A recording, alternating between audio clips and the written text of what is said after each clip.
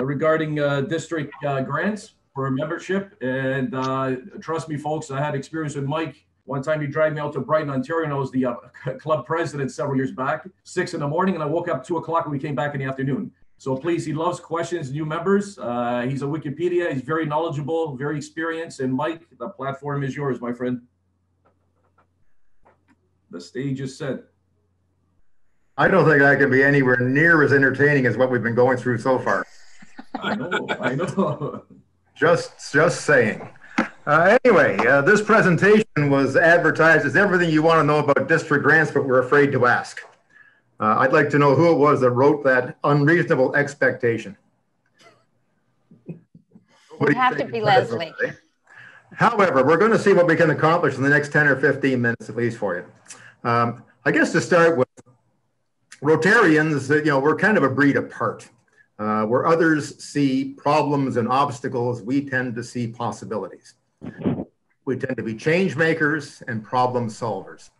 The members of Toronto East Rotary Club come together because we bring a wealth of experience and expertise. And together we're a whole lot stronger than any one of us can be individually. But Toronto East Rotary Club is just one of 55 clubs in our district. And we're just one of 35,000 clubs in the world. If you take that great strength of Rotary, 1.2 million members, and take all of that expertise and passion and put it together, that's how we can go about changing the world. The Rotary Foundation is a story of partnerships, and it's one of the vehicles that we use to accomplish the things that we accomplish. But to give you an example of what we have done to sort of put this in perspective, I'd like to give you just a couple of examples of some of the things that our club has been involved in. Back in the early 20th century, polio was killing hundreds of thousands of people per year. Around 1954, give or take, the Salk vaccine was invented. And again, in North America, Europe, the first world countries, in other words, it became an issue in the past. However, similar to what we have in COVID today, vaccine inequity was prevalent. And so in 1985, Rotary International started the Polio Plus campaign. This is something that a project that we put together with all of the clubs in the world, all the Rotarians. If you take a look, in 1985 when we started, there was 350,000 cases of polio every single year. And polio was endemic in 125 countries. Today, 2021, we have 2 cases so far this year. 2 wild cases, one in Afghanistan and one in Pakistan.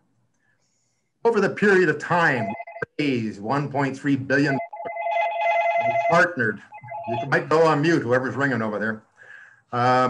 Over the we partnered with all kinds of organizations, the WHO, UNICEF, et cetera. And we've lobbied every government and every charity that we can possibly find. Little by little, we've been able to change the face of the world. And we've done that because of the cooperation and partnership that we have in Rotary.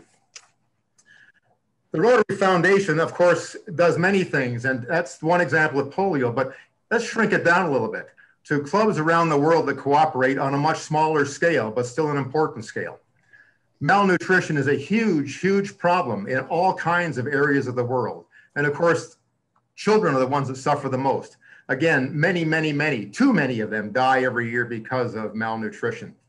So Toronto East Rotary Club has partnered with clubs from 4 countries of the world in a project called Project Peanut Butter.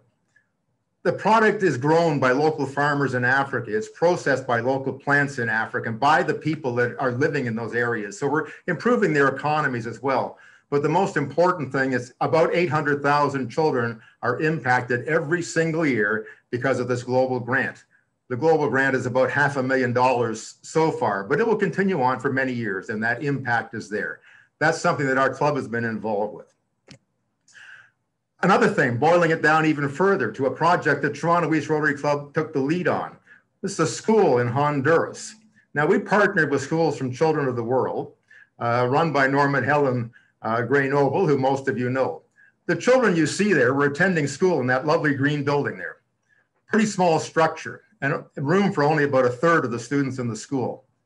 The rest of them had to sit outside that tree, hopefully gets a little bit of shade to learn their lessons from the day. So we partnered with a number of district clubs in a district grant, And together we were able to put together this brand new building. Excuse me. What you see there is a building that is constructed. You see the Canadian flag flying. You can't see it, but there's a plaque on the wall saying that this was put together by clubs in District 707, Toronto East, etc. Our part of the project was to put furniture into those classrooms, number one, and number two, to build that washroom block that you see there on the right side of the screen. That project was $115,000, and it was made possible with the partnership that we had with other district clubs and with schools from Children of the World. In Africa, another district grant that we put together. As you know, desert-like conditions exist all over Africa because of over-farming, climate catastrophes, etc. So again, we partnered with the Guardian Project, a project that is run by Jeff and Rita Raymond. It's a charity that they have run, they created, and they look after it. And all the money that's raised goes directly to the people in Africa. What it does is change their lives. It changes the soil. It allows them to grow plants to be self-sustaining. It's that hand up that many people require. It also gives Jeff an opportunity once in a while to get a little bit of exercise. And he needs that like all the rest of us as well. But anyway, this is just an example of some of the things that we do in the Rotary Foundation. So how do we use this money? What goes on? What are we talking about? When we talk about when we talk about foundations, let's start with that. When we talk about foundations in our club, we really have two of them that we discuss. The first is the Toronto East Rotary Club Foundation. It is a foundation that is owned by our club, and the expenditures that we make from that foundation are approved by our members and only our members. The money that goes in there is raised by us, and probably the simplest way to differentiate between what money goes into the foundation and what doesn't is ask one question. Do we issue an income tax receipt? If that charitable income tax receipt comes from the Toronto East Rotary Club Foundation, you know the money went into that particular foundation. The second one that we talk about on a regular basis is the Rotary Foundation of Rotary International. We've shortened that down to TRF, and if I use that, you'll now know what it means.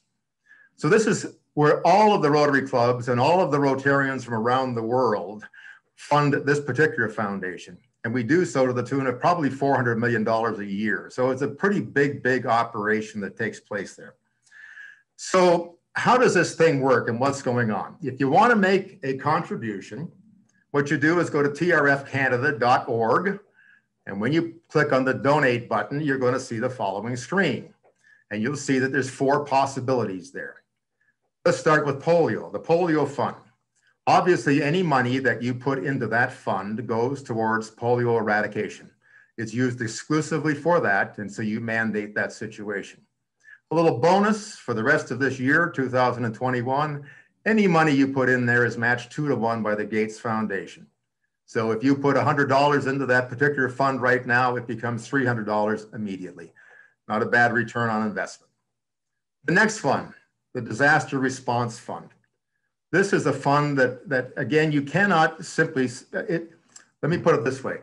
You cannot send money to a particular disaster. However, it's a pool of money that is held at the Rotary Foundation.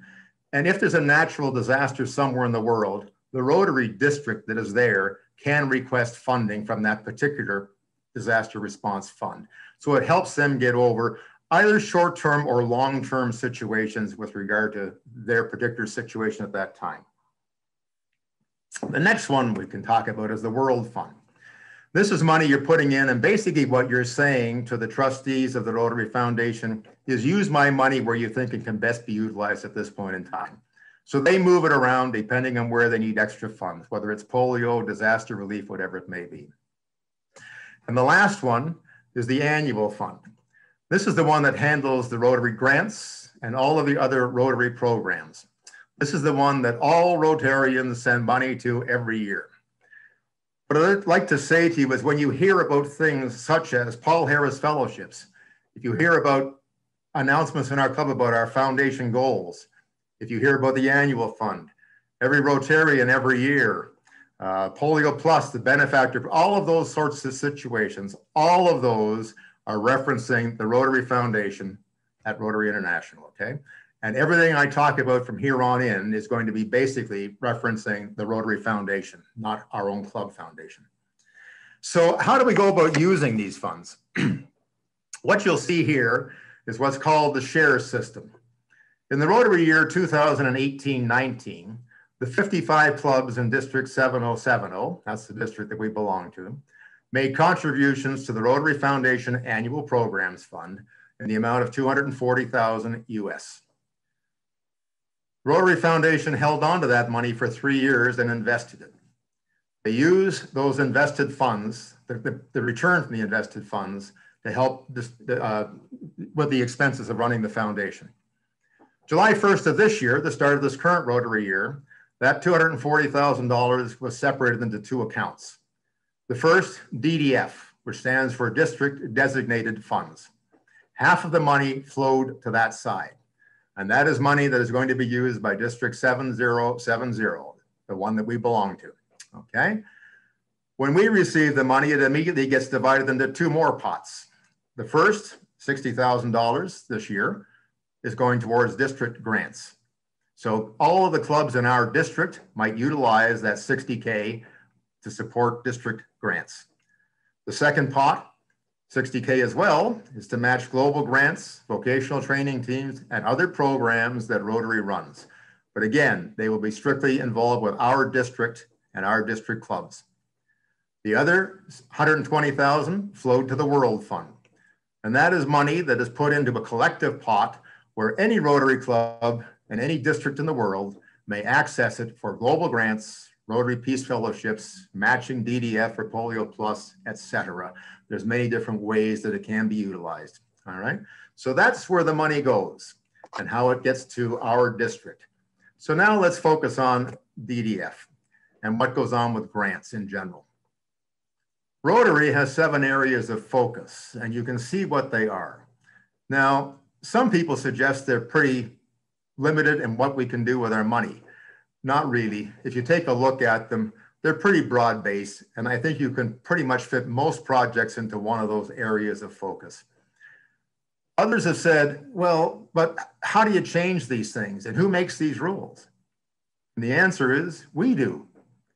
Every year, every Rotarian is invited to send suggestions and recommendations to Rotary International and to the Rotary Foundation as to how we would like to see things happen. Every 3 years, we have a council legislation where they take all of those recommendations and they review them. And every district of the world sends a representative to that council. And we make up the rules as we go forward. So we're always a dynamic organization moving forward. In other words, if you don't like something you see in Rotary, put the suggestion out there, make a recommendation for improvement, and guess what? It may just take place. But right now, these are the 7 areas of focus, and those are the ones that we work within for all grant programs. When we talk about grants, we talk about 2 different ones. We talk about global grants and also district grants.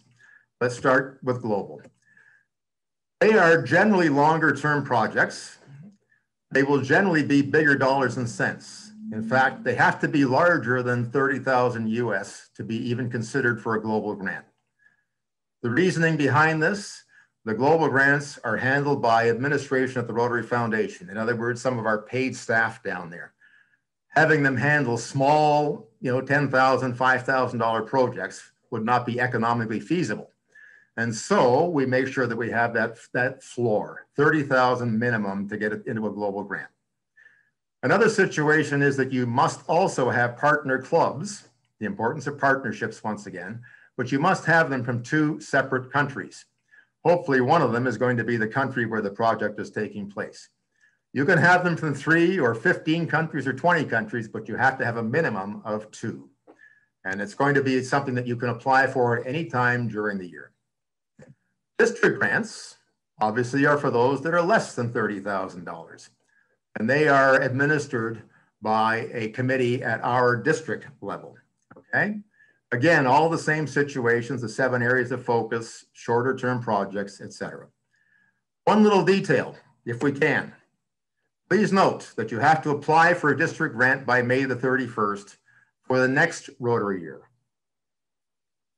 Simply stated, if we choose this year to apply for a district grant, we must submit our application by May 31st of 22. We will then receive the money in August next year. Frequently, we have a presentation that's put forth to our club, and somebody says, that's really good. We should put $5,000 from our club. And by the way, can we get a district grant as well? And the answer is, of course you can, but not till next year. And of course, that dissuades many people. District grants are not intended to be short-term solutions and adding more money to the pot. They're meant to be carefully planned to try to maximize the money that we raise. We're trying to look for the biggest bang for our buck at all times. So I've got a little chart that I put up here just to give you an idea of how we handle district grants in our district. Now, I also have Rotarians that say to me, well, I was talking to somebody in Sarnia and they said you can do the following. Well, they probably can in their district, but you can't do it in ours. Mike Lawler will tell you that when he was with, what was that little club up there, Mike? Mike's gone to sleep. I've lulled you all to sleep already. He's muted, that's okay. Anyway, in a different district, they will have different rules. But in District 7070, here's what we do. If you have a partnership of 1 or 2 clubs, you can get the lesser of 50% of your club money or $2,000 total for the grant. 3 to 4 clubs, 75% with a maximum grant of $6,000. And if you have 5 plus, you can have a maximum grant of $9,000. Now, people look at that sometimes and they say, well, $9,000, I mean, that's a decent amount of money to be given to you, but it's not going to really change the world, is it? And the answer is, well, maybe not change the world, but it can certainly make a great big difference. Let me give you an example. This is the school that we talked about already, the one in Honduras. So our club decided to apply for a district grant. And we figured out what the budget was going to be. Obviously, if we get 5 clubs, we can get a maximum of $9,000. And so we took some time out. And Jim Prometheus just told you a little while ago about the day I dragged him out of bed at 5 o'clock in the morning. We drove to Brighton for breakfast to address the situation with their club. Jim has never forgiven me, but we used to do that stuff on a regular basis all over the place. What happened was that we went to those 4 clubs that you see, Brighton, York, Scarborough, and Richmond Hill. And we cut a deal with them. Basically, we said, we have a wonderful project in Honduras. We'd like your support. And the way to maximize our district grant is to get each of you to participate so that our district will in turn match them dollar for dollar. Together, the 5 clubs put $9,000. I know it says it's supposed to be $925, but that's $9,025, but don't worry about that aspect of it. Anyway, so together we ended up with the $18,000 and those 5 clubs, and we said, we're all in together. We're making this happen. We're going to build this school in Honduras along with SCW. Now, part of the deal basically is to also say to those clubs, to Brighton and to York and to Scarborough, if you have a project, we'll be happy to support yours so that you can also apply for a district grant. So you can also maximize the amount of money that you can get. And each of those clubs, just like our club, some of them said, are you sure we can do this? Is this a Ponzi scheme? What's going on here? Everybody has a million questions about this aspect. You have to start with a simple concept that it's the money that we put in there. It's our money, and we're doing it so that we can use it. And so all of this just makes common sense at the end of the day to try to maximize it as best way we can. We do it this way because it brings in more and more clubs. It also allows a Rotary Club that may only have $500 or $100 or $1,000 to put towards a project. It enables them to get part of this project and go forward, okay? So we ended up with our $18,000 for this school. But what did it kick off? Take a look. You'll see that that particular year, we ended up with 6 different district grants that the Toronto East Rotary Club was involved in. The top 2, the school in Honduras, we led the project. One beside it, the Bethany Baptist Food Bank Kitchen, we also led that project. But you'll also notice as you go down the list, the second one on the left was headed by the York Rotary Club. The next by the Brighton Rotary Club. On the other side, you have Scarborough and Richmond Hill. What happened was that because we went out to those clubs, made our presentation, got them interested and engaged, they caught on, went out, we became part of 6 projects that got 26 Rotary Clubs engaged. Our total expenditure was $10,000. The grants in total were $39,000. but the overall impact of our projects was $460,000. Not bad. Even better, our club didn't have to expend the $10,000 because Emma Murdoch said she loved the school so much, she gave us $1,500, so it only cost us less than $8,500. So it's the way we can partner, it's the way we can make a difference in the world. With that, folks, I will let you ask questions if you want, or just shut me off completely. Thank you. I have a question, Mike. Go to it. So just for, I know that this is a question I sometimes get asked, and your list of projects already implies the answer, but it's not, the grants are not just for projects outside the country, it's for projects anywhere in the world. Correct. So again, let's go with a global grant first of all. If you wanted to do a project in Toronto East, all right, and you wanted to apply for a global grant, you could do so. Again, remember, it would have to be over 30,000, which shouldn't be a problem. But the second thing is you need to have clubs from 2 different countries. So we would have to have a club from California or a club from Pakistan or wherever it may be to partner with us to send the money here to make that happen.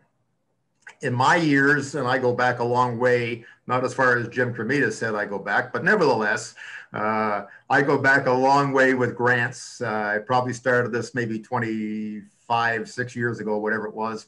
I've only seen one global grant scenario in Toronto area, in District 707, okay? Now, from there, go to the other side, the district grants. The district grants can be utilized anywhere. So they're only open to clubs in District 7070. So we do all of our projects, not all of them, I shouldn't say that. We did the school in Honduras, we did the project in Africa, but we've also done many local ones as well. And we've supported local ones in North York and Willowdale or wherever it may be. So all you're doing is selecting which side of the coin you want to be on, and you may use the funds in either way. Does that answer your question? I believe Leslie has a question as well. Yes, I'm just wondering, our membership fees to Rotary, does a portion of it go into one of these pots, or is it all for administration? Our Rotary dues are strictly dues. So your dues are made up of a few things. We are an international organization, and so we do pay a portion of our, I think it's $300 this year. Was that what it was? Not that much goes to 300 is our total dues. Our total. So what I'm saying very simply is, when you break that down, the first thing is we send a portion of that to Rotary International every year. They use that for the administration of our organization around the world. Don't forget that everything we do has to be translated into 42 different languages, and we have to be culturally sensitive to everybody, and there's a million things that has to happen on that side. Second portion of our dues is used to administer the district. So we have those 55 clubs, which means we have a district governor and district committees who are to serve the various clubs. And so there's a budget that is assigned to each of the districts from that point, and part of your money goes towards that. The third thing that you are paying for is the Rotary magazine that you're getting on a monthly basis. I hope you're all getting that. If you're not, talk to the club secretary. So that's also something we pay for. And the last thing we're paying for is insurance.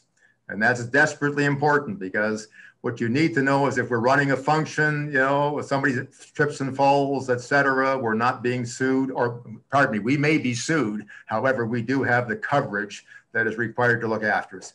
We've got as ironclad an insurance policy as you can possibly find, and you couldn't buy this policy anywhere on the open market. It's based on Rotary clubs all across Canada. It's the same policy, and it's ironclad, or as close as you can get to one. That's what your dues are going to. Anything we talk about with foundations, whether it's the Toronto East Foundation or whether it's the Rotary International Foundation, is strictly based on money that our club raises or money that we donate personally. And please think about it. You know, each of us unfortunately knows of people who pass away, and the bottom of that notice says, please give to the charity of your choice.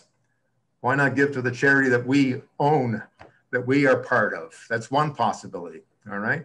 As I said, consider if you want to save a few children. I mean, you've got, you know, polio vaccine is about $1 a shot. I mean, toss $100 in there right now, and you can probably save 300 kids from getting polio somewhere in the world. I mean, it's those sorts of things that we really consider. But no, all of our foundations are based on donations from us, not our dues.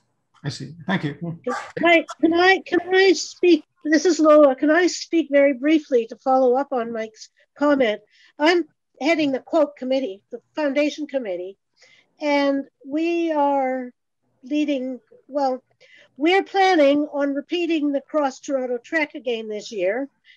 So I'd like people to realize that all the money being raised with that is going to the foundation. It was very successful last year, and I think it was $10,000 that we sent to the foundation last year. I'd like people, we'll get to you, we have a committee planning it, but I'll get to you with the date, and people can start training for their walk across Toronto or their trek across Toronto. So just as part of that funding effort towards the foundation, so we can support projects in the way that Mike showed us. Also bear in mind that one of the fundraisers that we have within our district every year is the Foundation Walk. It moves around our district locale every year. Lola, you will be receiving information about that if you haven't already, and so will our president. Encourage members to go. It can be a lot of fun. You can get together with Rotarians from around the district. I know it's with the COVID situation, but you know, it can often be a great time to get together and enjoy what's going on. So, and it's a good fundraiser as well. We will raise $100,000 that one walk of one day. So, great. Do we have any last question there for Mike? Anyone? I make a comment. Virginia? Just a comment, Mike Wahlberg was Palgrave. I'm sorry, you're going to kind of cut off there. Virginia, go ahead, please. Mike, I want to compliment you because it was nice. It was very clear. And I just remember when I first joined the club, the first foundation presentation I saw just baffled me. So I'm so happy to see that that you've done such a great, clear job of it. And I think the examples up front are fabulous. Great. Thank you. Did Art, do you want to say anything else? I just said, just in case Mike thought I wasn't listening, the club that Mike was at was Palgrave. Oh, there we go. Okay, so does Joe Runza want to thank our speaker today? Well, Mike, I've been with the club for about 10 years, a little bit more than 10 years. And every year you give this presentation, I learn more from you each year. The work that you put into doing this presentation was just amazing. I learned more today than I did last year, for example. And for the new members, I hope you all learned something as well. We are fortunate to have you, Mike, as a member of our club. Anytime I had a question about Rotary, you were always there for me to answer it. And I do appreciate your time. And on behalf of the club, thank you very, very much. Great. My pleasure. Excellent. Thank you. Thank you. And do we wish to wish someone a happy birthday? Now, back to what I was saying before I got cut off earlier. Jeff and Natalie, July the 5th had an anniversary. Mike Phelan and Bev had an anniversary July the 7th. Elmer and Jane, July the 19th, had an anniversary. Tom Andrews, his birthday is July the 24th. And I just had my birthday on July the 17th. There we go. Okay, everyone, thank you for joining us today. We hope to see you all next week. And thank you, Elmer. Great weekend. Take care. Bye. Bye.